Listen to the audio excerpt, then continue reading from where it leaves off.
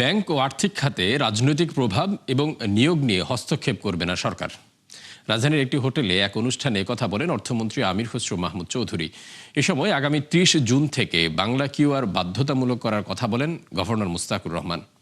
মিসবাহ হাসানের রিপোর্ট। বিদেশি বিনিয়োগ নিয়ে সম্ভাবনার কথা বলা হলেও তা আকর্ষণে পিছিয়ে বাংলাদেশ, এমনকি বহুগুণ এগিয়ে প্রতিযোগী দেশ ভিয়েতনাম, কম্বোডিয়া, ইন্দোনেশিয়া কিংবা প্রতিবেশী ভারত। এমন বাস্তবতায় সেই উৎসের উপর নির্ভরতা কমাতে নতুন উদ্যোক্তা তৈরিতে উদ্যোগ নেয় অন্তর্বর্তী সরকার।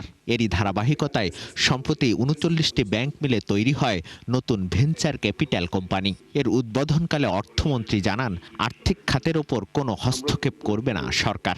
সিদ্ধান্ত নিয়েছি অর্থনৈতিক সেক্টরে, ফিনান্সিয়াল সেক্টর সহ রিলেটেড ইকোনমিক সেক্টরে আমরা কোনো ধরনের রাজনৈতিক ইন্টারফারেন্সে যাব না, কোনো ধরনের রাজনৈতিক অ্যাপয়েন্টমেন্ট হবে না।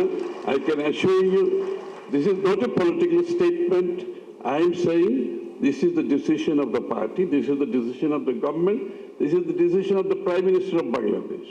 আগামীতে উদ্যোক্তা তৈরি ও সফল করতে ব্যাংকগুলোকে এগিয়ে আসার আহ্বান জানান গভর্নর। বলেন, ৩০ জুনের পর থেকে লেনদেনের ক্ষেত্রে বাধ্যতামূলক করা হবে বাংলা কিউআর কোড।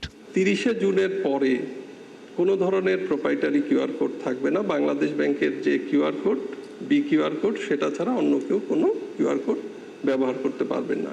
এর ফলে একজন অপারেটরের মার্চেন্টের সাথে আরেকজন অপারেটরের ক্লায়েন্ট খুব সহজে লেনদেন করতে পারবে।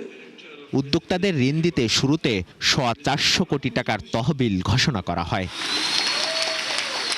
মিসবাহ হাসান, ৭১, ঢাকা।